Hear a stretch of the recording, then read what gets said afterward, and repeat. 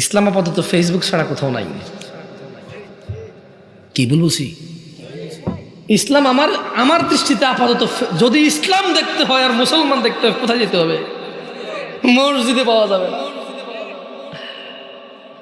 সুবহানাল্লাহ, মেয়েরা কি সুন্দর হাত মোজা এভাবে কইরা ফুল ভাবে দিয়ে এমনি ছবি তুলে প্রোফাইলে দেয়, আবার হুজুরদেরকেও অ্যাড পাঠায়।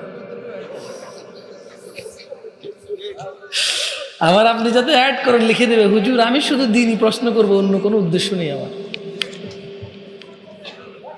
মুরব্বীরা মনে বুঝতেছে না আমার কথা।